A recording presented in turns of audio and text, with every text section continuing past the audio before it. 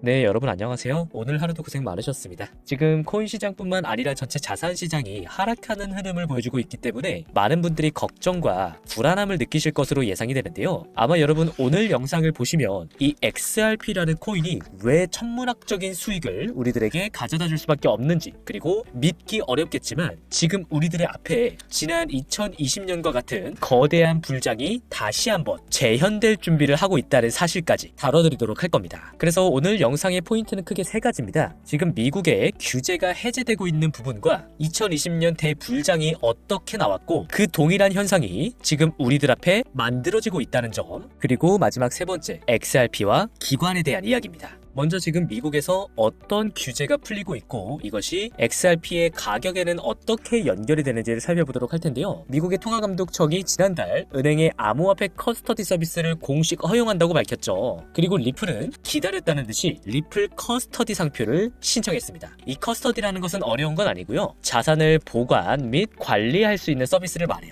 지금 기준으로는 은행과 신탁회사들이 주로 진행하고 있는 업무죠. 여기서 리플은 자체 블록체인인 리플 레저를 보유하고 있고, 여기서 XRP 코인을 유동성 공급을 위한 토큰으로 활용할 수 있기 때문에 이 커스터디 상표를 신청하게 된 것인데요. 리플이 커스터디 사업에 진출을 한다는 것은 기관들이 디지털 자산을 보관하고 활용하는 그 통로를 리플이 직접 제공하겠다는 목적을 보여주고 있는 겁니다. 게다가 최근 우리가 FDIC라고 부르는 이 미 연방예금보험공사가 은행들의 암호화폐 업계 진출을 막아왔던 핵심 규정을 철회하면서 이제 기관들이 리플 커스터디에 자산을 맡기고 직접 운용하는 것이 규제 리스크 없이 가능해졌다라는 점이 바로 핵심입니다. 그리고 이로 인해 촉발될 즉각적인 변화, 바로 은행들의 가상화폐 결제망 진출입니다. 앞서 미국 최대 은행 중 하나인 뱅크 오브 아메리카의 CEO는 미국의 은행들이 규제가 풀리면 가상화폐 결제에 뛰어들 것이다라고 밝힌 바 있는데요. 실제로 뱅크 오브 아메리카는 이미 내부 거래에서 100% 리플을 사용하고 있다는 분석이 제기된 바 있고, 2023년에도 리플이 은행 국제 송금 시스템을 변혁할 것이다라고 이야기하면서 리플이 새로운 금융시장의 중심으로 떠오를 것이다라는 점을 이야기해 왔는데요. 실제로 지금 리플은 리플 레저에 디파이 최초 무담보 대출 기능을 도입하면서 그동안 리플이 추구해왔던 전통금융과 블록체인 통합의 3대 축, 지불, 거래, 신용, 이 세 가지 축을 완성시키고 있습니다. 그래서 일단 여기까지 리플 네트워크로 앞으로 엄청난 유동성이 기관을 통해 유입될 수밖에 없다라는 사실을 말씀드렸는데요. 여기서 잠깐 리플을 넘어서 전체 시장에 대한 관점을 한번 다뤄보도록 하겠습니다. 우리가 왜 리플을 보유해야만 하고 리플의 수익률이 극대화될 수밖에 없는지, 오늘 영상의 두 번째 포인트,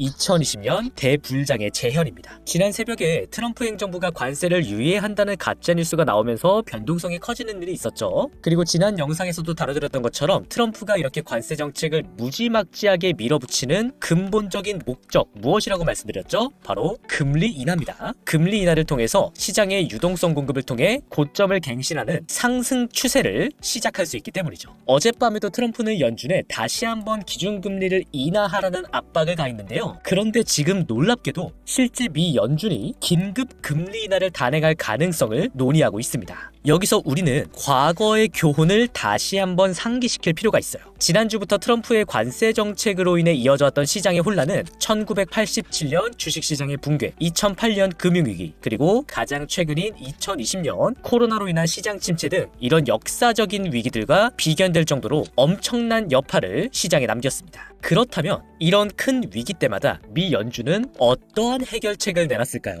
바로 긴급 금리 인하를 통한 유동성 공급입니다.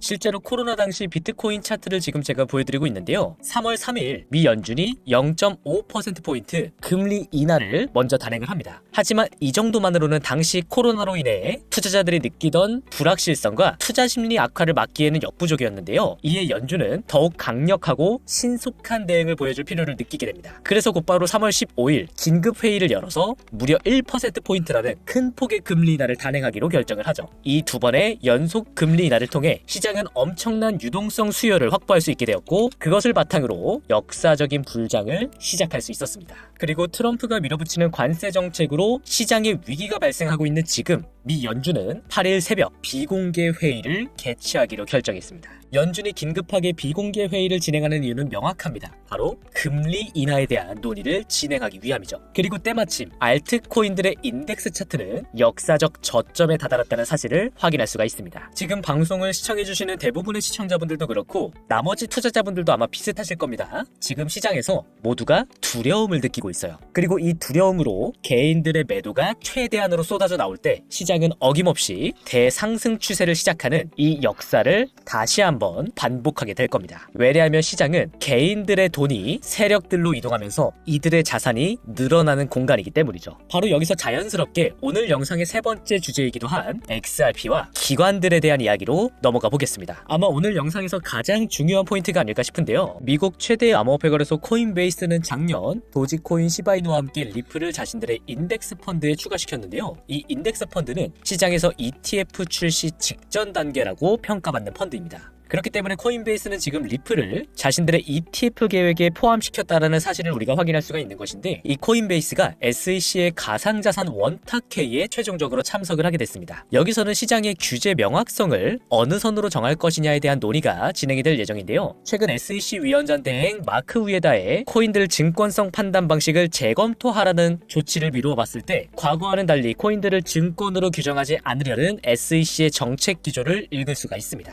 그리고 지금 SEC가 새로운 현물 ETF 출시를 위해 논의하고 있는 놀라운 기관이 하나 있어요. 바로 미국 최대 자산운용사 블랙록입니다. 지금 SEC TF팀이 블랙록과 가상자산 ETF 현물 환매에 대한 논의를 진행하고 있는데, 이 현물 환매라는 것은 새로운 현물 ETF 승인을 위한 필수 준비 작업이에요. 자, 그런데 이 소식이 과연 리플과는 어떠한 관계가 있다는 것이냐? 작년에 블랙록이 자신들의 자산 토큰화 펀드 비들이라는 상품을 출시를 하는데요. 공교롭게도 블랙록이 이 비들을 출시하는 데 있어서 손을 잡은 파트너가 리플 ETF를 준비하고 있는 코인베이스입니다. 이 코인베이스의 기술적 도움을 받아 토큰화 펀드 비들을 세상에 꺼내놓은 것인데, 바로 여기서 결정적으로 블랙록의 비들 펀드 지갑에서 발견된 리플과의 숨겨진 연결고리가 존재하고 있습니다. 리플의 가격이 천문학적인 폭등을 보여줄 수밖에 없다는 명확한 사실을 이해하기 위해 필요한 마지막 퍼즐 조각. 이어지는 후속 정보가 궁금하신 분은 아래에 보이는 제 번호로 후속 정보라고 남겨주시면 신속하게 공유해드리도록 하겠습니다. 부득이하게 제가 영상에서 모든 정보를 공개하지 않는 이유는 최근에 다른 유튜브 채널이랑 커뮤니티에서 제가 한 분석 내용을 마치 자기가 한 것처럼 그대로 가져다 베끼는 사람들이 있더라고요. 그래서 이어지는 후속 정보는 저와 함께하고 싶으신 구독자분들께만 공개를 해드리려고 합니다. 저는 이 정보를 바탕으로 우리가 어떤 대응을 해야 하는지까지 구체적으로 분석을 해놓았거든요. 제 영상을